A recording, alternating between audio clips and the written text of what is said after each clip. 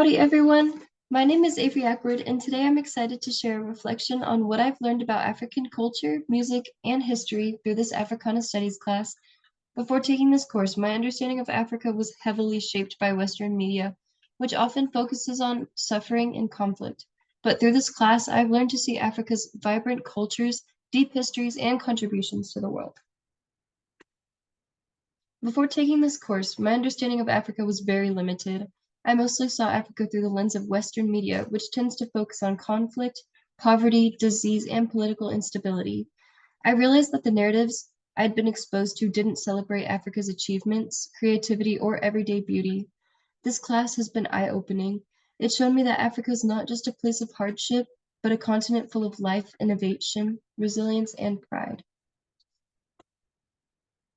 One of the most important lessons I've learned is just how diverse Africa truly is. With 54 countries and over 2,000 languages spoken, there are countless cultures, traditions, and ways of life. Each region, even each community, carries its own unique identity. I learned about the deep importance of oral storytelling, a tradition that preserves history, teaches values, and connects generations. It's a reminder that African cultures have been passing down wisdom long before written records became common. Additionally, music in Africa is much more than entertainment. It's a way to resist oppression, tell community stories, and celebrate identity.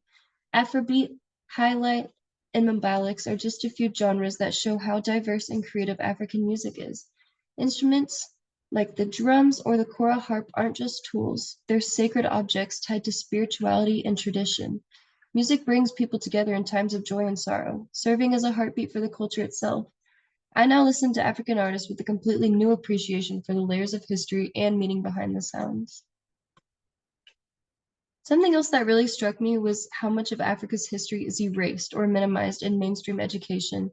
Before colonialism, Africa was home to some of the world's greatest civilizations, like the Mali, Ghana, and Songhai empires. Timbuktu, for example, wasn't just a desert town. It was a thriving center of education, scholarship, and trade. The world often ignores African contributions to science and governance, but this class really helped me see that Africa's story is not defined by colonization. It's a story of kings and queens, of mathematicians, philosophers, and warriors. In the end, what I take away from this class is the importance of moving beyond the single story, the idea that any one narrative can define a whole people. Africa is so much bigger than the tragedy and struggle that are often highlighted. It's a place of joy, innovation, spirituality, and resilience. I'm truly grateful for the chance to have my eyes opened, and I know that this is just the beginning. I'm committed to continuing to learn about Africa's many cultures and to celebrating its beauty wherever I see it. Thank you all for listening. I hope this encourages us all to keep learning and challenging old narratives and to celebrate the true richness of Africa. Thanks and gigum.